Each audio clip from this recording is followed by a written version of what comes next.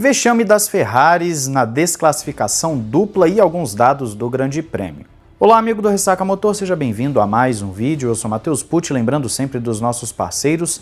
Você tem na Instant Gaming o Assassin's Creed Shadows, que está por um preço super especial, grande lançamento, mais de 2 milhões de pessoas jogando essa obra da Ubisoft, que promete ser um dos principais do ano. Então, entra pelo nosso link na descrição, que você não vai se arrepender. E tem também a Paddock BR com as melhores camisetas de todas as equipes e pilotos.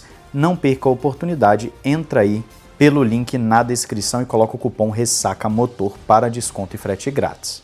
Vamos começar este vídeo falando de alguns dados do Grande Prêmio, começando com o Top Speed, que é interessante ver a Ferrari liderando 351 e 349, e você vê claramente que a Ferrari tinha muita velocidade, mas não conseguiu também ter performance nas curvas, caso contrário teria sido a principal equipe da corrida.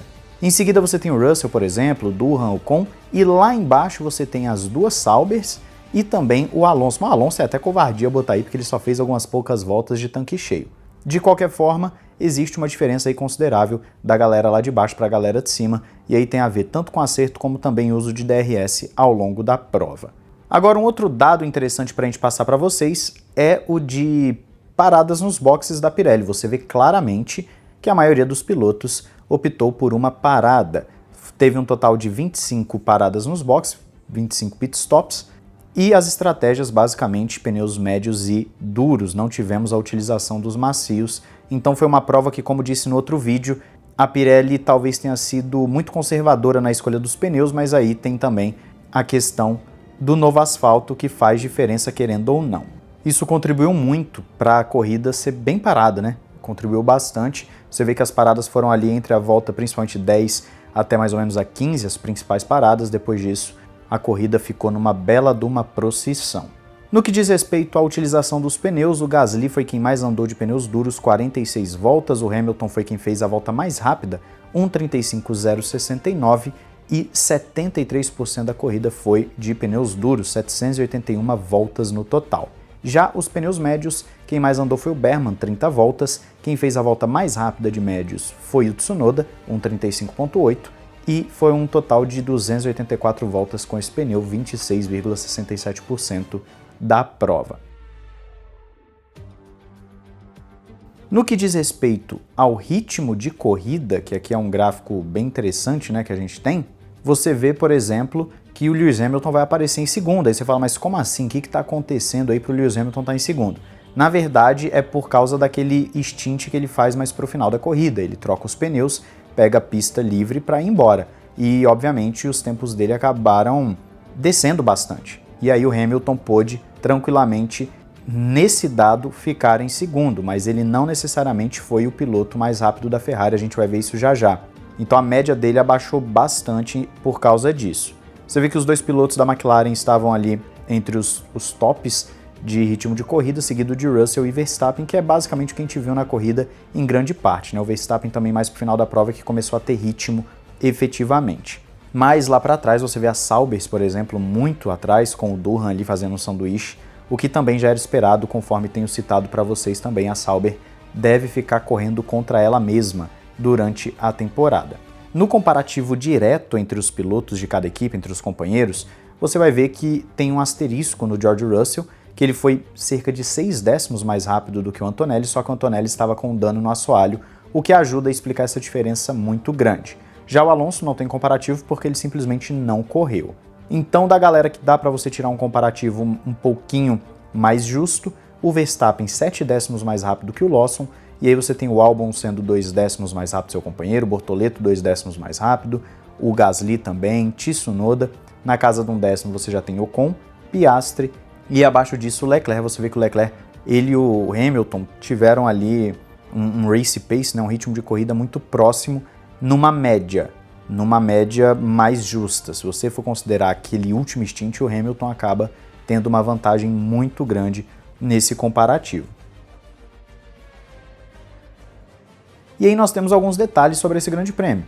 A McLaren explicou o que aconteceu com o Lando Norris. O André Stella falou que foi um vazamento em um dos componentes, só que ele não necessariamente falou o que era por uma questão de propriedade intelectual, então é algum segredo que a McLaren não quer revelar para a gente, ainda mais se tratando de freios. Mas ele fala que não foi nos freios e afetou os freios, então são coisas distintas, eles sabem qual era o problema.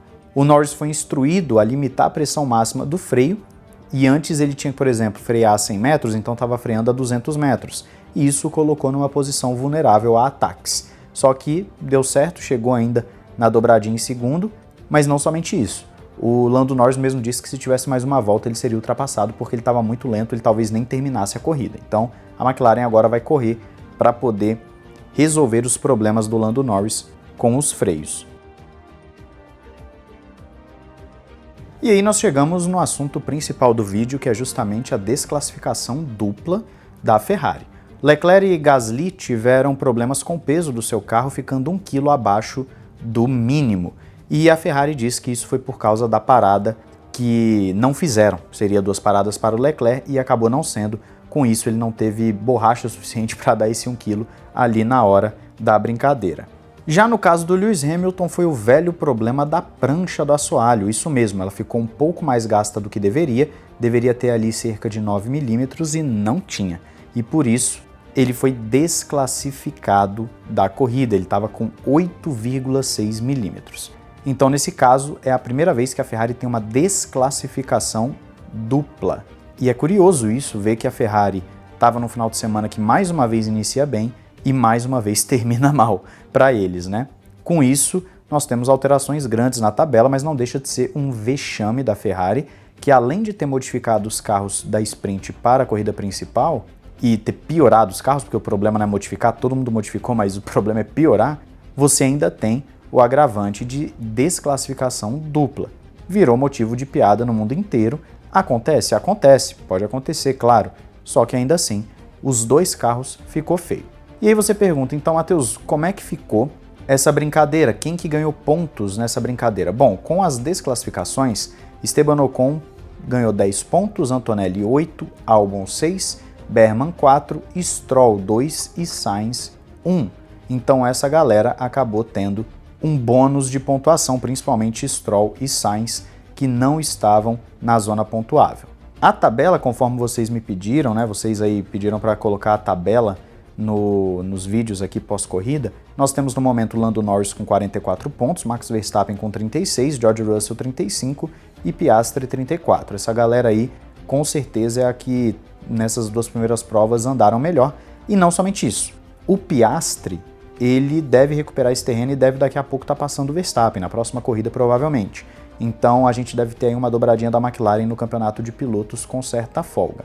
Olhando para os 10 primeiros, você vai ver lá atrás Leclerc e Hamilton com 8 e 9 pontos respectivamente, pelo simples fato de que foram desclassificados hoje.